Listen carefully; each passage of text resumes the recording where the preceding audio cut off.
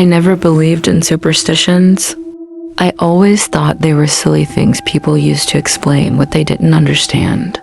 But that was before everything in my life began to fall apart. After I broke the mirror, it happened on a lazy Sunday. I was cleaning my room, trying to make space near the corner where an old, full-length mirror stood. I didn't even remember buying it. Maybe it came with the apartment. It looked heavy and old, with a wooden frame and tiny cracks near the edge. I didn't pay much attention to it. While shifting a table, I accidentally bumped into the mirror. It wobbled, and before I could stop it, it fell face first on the floor. The sound of glass shattering echoed through the apartment. I stood still for a second, my heart pounding. I picked up one of the bigger shards, and for a split second I saw my reflection in it, but it looked strange, off, like it blinked slower than I did. I shook the thought off and cursed at myself.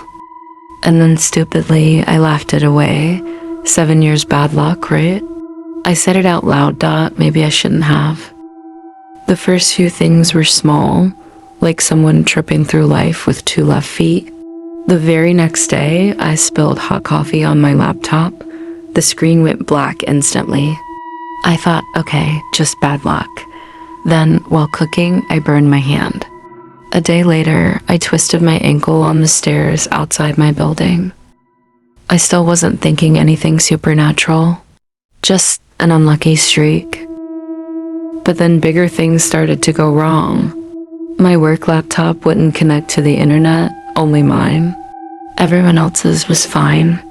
Then, in a Zoom meeting, my voice glitched so badly, I sounded like static. My manager got annoyed. That same week, 2 of my clients asked to stop working with me. No explanation. Just gone. Then came the final blow. My team lead called me into a quick video call and said, "Iris, you've not been yourself lately. The missed deadlines, strange behavior. We're letting you go." I couldn't say anything because I didn't miss any deadlines. I had double-checked everything. After the call ended, I just sat there, staring at the empty wall. I felt like my body was still there, but something inside me had quietly slipped out. That night, I had a dream. No, more like a memory twisted into something dark. I was standing in front of the broken mirror again. Only this time, it was whole. I was staring into it, and my reflection stared back, but it didn't move when I did. It stood still while I raised my hand.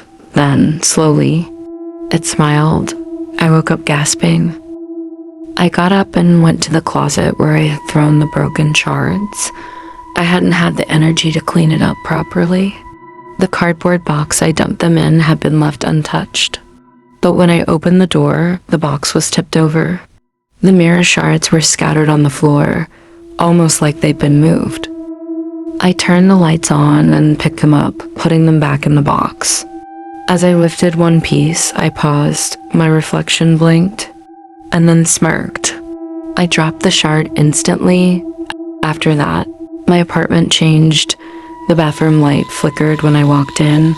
I'd hear small tapping noises in the night, like fingernails scratching from the inside of the walls.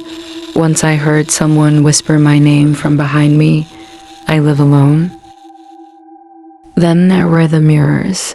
One night I caught my reflection standing still. As I walked past Dot, it stared directly at me. I came back, looked again, and it was gone. I stopped using mirrors. I covered them up, every single one, but the nightmares didn't stop.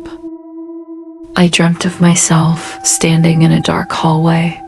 On the walls, dozens of broken mirror shards, each one reflecting a different version of me, all wrong, all smiling, and I wasn't smiling.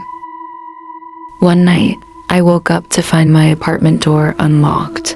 I know I locked it, I always do.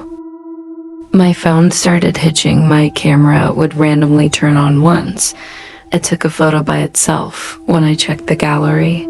The picture showed me asleep, but there was a shadow behind me, I didn't know what to do anymore.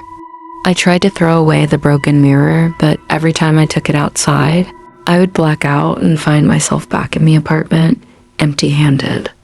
Like something wasn't letting me get rid of it. I stopped going out, I stopped answering calls. I looked at myself in the mirror one last time that week. What I saw wasn't me. My skin looked a bit paler, my eyes slightly darker, and there was a grin forming at the edge of my mouth, but I wasn't smiling. Then the reflection raised its hand and waved at me. Did it move? I just stood there and watched it wave. That's when I knew maybe the superstition wasn't about bad luck. Maybe it was a warning. Not, you'll have 7 years of bad luck. No. Maybe it meant you have 7 years before it finally replaces you. And I think I've already lost the first one.